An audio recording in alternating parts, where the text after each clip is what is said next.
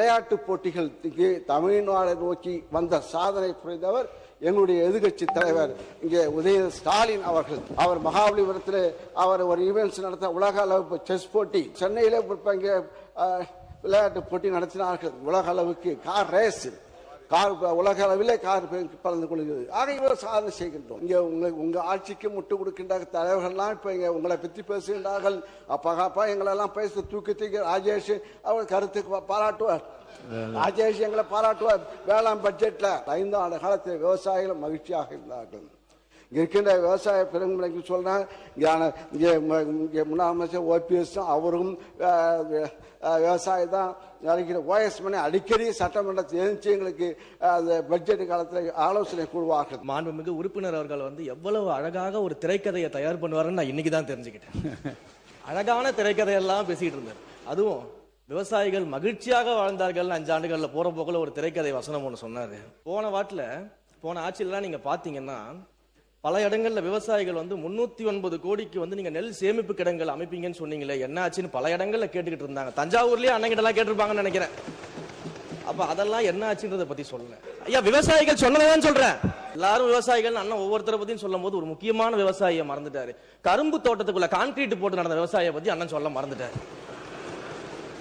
அப்ப இவங்க சொல்ற கதையெல்லாம் எப்படி இருக்குதுன்னா, சர்க்கரையை எறும்பு தின்னுருச்சு, சாக்க கரையான் தின்றுச்சுன்னு சொல்ற மாதிரி இருக்குது ஒரு கதையெல்லாம். விடியல் பேருந்து மூலமாக 45% பெண்கள் இப்போது வேலைவாய்ப்பு மூலமாக பெற்று இந்தியாவிலே தமிழ்நாட்டில் இருக்கின்ற பெண்கள் தான் 45% பேர் வேலைக்கு செல்கின்றார்கள். பல வேலைக்கு செல்கின்றார்கள் தொழிற்சாலைக்கு. காரணம் விடியல் பேருந்து. அதை விடியல் எடுத்துட்டு நீங்க மகளிர் பேருந்து ஆக்கிட்டீங்க. ஆக திட்டத்தை பார்த்திருக்கின்றீர்கள். எங்களுடைய எதிர்கட்சி தலைவர் இங்கே உதயநிதி ஸ்டாலின் அவர்கள் என்னைக்கு பொறுப்பேற்றாரோ அன்றிலிருந்து இரவு பகலாம மழையா இருந்தாலும் வெள்ளமா இருந்தாலும் மாற்று இன்னும் சொல்ல போனா அவருடைய காலத்தில் இங்கே இளைஞர்களுக்கு விளையாட்டு பயிற்சி ஒவ்வொரு ஊராட்சியிலும் விளையாட்டு பொருட்கள் வழங்கப்பட்டு கிரவுண்ட் வழங்கப்பட்டு நல்ல ஆரோக்கியமான இளைஞர்களை உருவாக்க வேண்டும், நல்ல இளைஞர்களை உருவாக்க வேண்டும் என்ற நோக்கத்திலே அவர் உழைத்த அவர் ஸ்போர்ட்ஸ் டெவலப்மெண்ட் அந்த டிபார்ட்மெண்ட் அவருக்கு ஊர் பூராக கிராமம் பூராக விளையாட்டு பயிற்சி. அதே போல வெளிநாட்டு உலக அளவிலே அங்கே விளையாட்டு போட்டிகளுக்கு தமிழ்நாடு நோக்கி வந்த சாதனை புரிந்தவர் எங்களுடைய எதிர்கட்சி தலைவர் இங்கே உதயநிதி ஸ்டாலின் அவர்கள். அவர் மகாபலிபுரத்தில் அவர் ஒரு ஈவெண்ட்ஸ் நடத்த உலக அளவு செஸ் போட்டி அதே போல சென்னையிலே இங்கே விளையாட்டு போட்டி நடத்தினார்கள். உலக அளவுக்கு கார் ரேஸ், கார் உலக அளவிலே கார் கலந்து கொள்கிறது. ஆக இவர் சாதனை செய்கின்றோம். ஆக இப்ப விவசாயிகளும் மகிழ்ச்சியாக இருந்தார்கள். 5 ஆண்டு காலத்தில் விவசாயிகளும் மகிழ்ச்சியாக இருந்தார்கள். இங்க இருக்கின்ற விவசாய பெருங்குடிக்கு சொல்றேன், முன்னாள் அமைச்சர் OPS அவரும் விவசாயி தான் நினைக்கிற. OS மணி அடிக்கடி சட்டமன்றத்தில் எழுந்து எங்களுக்கு அந்த பட்ஜெட் காலத்தில் ஆலோசனை கூறுவார்கள். இன்னும் சொல்ல போனா பாட்டாளி கட்சி நம்முடைய ஐயாவும் சரி, மரியாதைக்குரிய அன்புமணியாவும் சரி, நிழல் பட்ஜெட் போடுவாங்க. சிவகுமாரா பட்ஜெட் இந்த நிழல் பட்ஜெட்டை பார்த்து நான் முடிச்சேன். 40 நிமிஷம் ஆயிடுச்சு. நிழல் பட்ஜெட் போடுவாங்க. அதையெல்லாம் நாங்கள் வாங்கி அதில் உள்ள கருத்துக்களை நாங்கள் கேட்டு இங்க இருக்கின்ற உங்க ஆட்சிக்கு முட்டு கொடுக்கின்ற தலைவர்கள்லாம் இப்ப இங்க உங்களை பற்றி பேசுகின்றார்கள். அப்பா எங்களெல்லாம் பேச தூக்கி ராஜேஷ் அவர் கருத்துக்கு பாராட்டுவார். ராஜேஷ் எங்களை பாராட்டுவார். வேளாண் பட்ஜெட்ல அதே சிவகுமார் பாராட்டுவார், ராமச்சந்திரன் பாராட்டுவார், இங்க கம்யூனிஸ்ட் மாரிமுத்து, அதே போல நாகை மாலிக்கு பேசுவார், பாராட்டு பேசுவார்கள். அண்ணன் செங்கோட்டை தான் பேசல. உறுப்பினர் இந்த முட்டு கொடுத்த வார்த்தையை மட்டும் நான் அவைக்குள் நினைக்கிறேன். வாழைக்கு நாங்க ஒரு திட்டம் சேர்த்திருக்கோம். வாழைக்கு முட்டு கொடுக்க திட்டம் நாங்க கொடுத்தோம். அதுக்கு வாழைக்கு முட்டு கொடுக்க திட்டம் எங்களுக்கு நாங்க போடல. அது அந்த இப்ப அந்த திட்டத்தை அறிவிச்சிருக்கீங்க. ஹார்டிகல்ச்சர் டிபார்ட்மெண்ட்ல கொடுக்கிற திட்டம். அது போல இந்த ஆட்சிக்கு முட்டு கொடுத்துக்கிறார்கள். சொல்லக்கூடாது. அந்த வார்த்தை வேணாம். வேற வார்த்தை உங்களுக்கு தெரிந்தால் வேறு வார்த்தை சொல்லுங்க. நீங்க அறநிலைத்துறை அமைச்சர் மாண்புமிகு பேரவைத் தலைவர் அவர்களே, மாண்புமிகு உறுப்பினர் அவர்கள் எவ்வளவு அழகாக ஒரு திரைக்கதையை தயார் பண்ணுவாருன்னு நான் இன்னைக்கு தான் தெரிஞ்சுக்கிட்டேன். அழகான திரைக்கதையெல்லாம் பேசிட்டு இருந்தார். அதுவும் விவசாயிகள் மகிழ்ச்சியாக வாழ்ந்தார்கள் 5 ஆண்டுகள்ல போற போக்குல ஒரு திரைக்கதை வசனம் ஒன்று சொன்னாரு. போன ஆட்சியிலாம் நீங்க பாத்தீங்கன்னா பல இடங்கள்ல விவசாயிகள் வந்து 309 கோடிக்கு வந்து நீங்க நெல் சேமிப்பு கிடங்குகள் அமைப்பீங்கன்னு சொன்னீங்களே, என்ன ஆச்சுன்னு பல இடங்கள்ல கேட்டுக்கிட்டு இருந்தாங்க. தஞ்சாவூர்லயே அண்ணங்கிட்ட எல்லாம் கேட்டிருப்பாங்கன்னு நினைக்கிறேன்.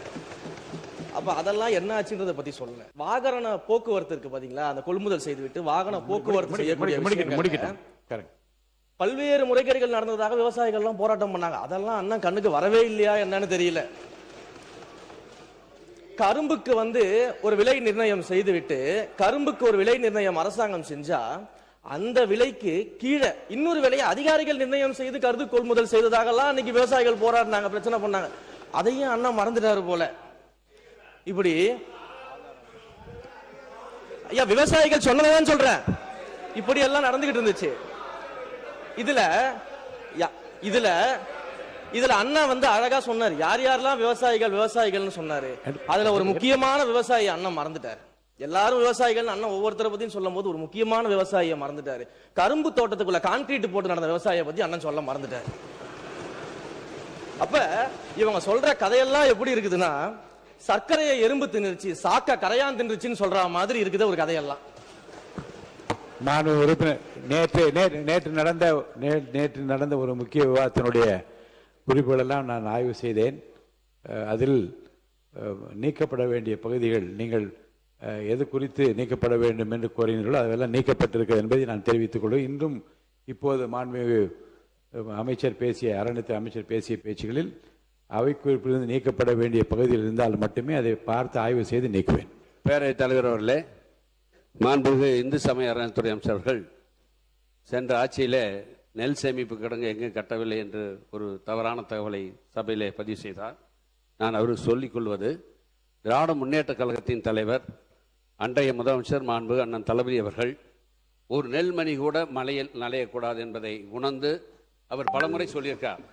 ஒரு முறை தொலைக்காட்சியிலே நெல்களெல்லாம் நலைவதை பார்த்துவிட்டு என்னையும் அன்றைக்கு வேளாண் உழவு நலத்துறை அமைச்சர் அவர்களையும் உடனே இல்லத்திற்கு வர சொல்லி, இனிமேல் தமிழ்நாட்டிலே எங்கேயும் நெல் நலையக்கூடாது, நாளைக்கே தலைமைச் செயலாளரை அழைத்து தமிழ்நாடு முழுவதும் இருக்கின்ற மாவட்ட ஆட்சித்தலைவரோடு ஆய்வுக் கூட்டத்தை நடத்துங்கள் என்று சொல்லி, அதன் அடிப்படையிலே திராவிட முன்னேற்ற கழக ஆட்சிக்கு வந்த பின்பு 18 மாவட்டங்களில் சுமார் 54 இடங்களில் 7.33 லட்சம் மெட்ரிக் டன், சுமார் 383 நவீன சேமிப்பு தளங்கள், சுமார் 825 கோடி 79 லட்சம் ரூபாயில அமைக்கப்பட்டு அதில் 331 கோடி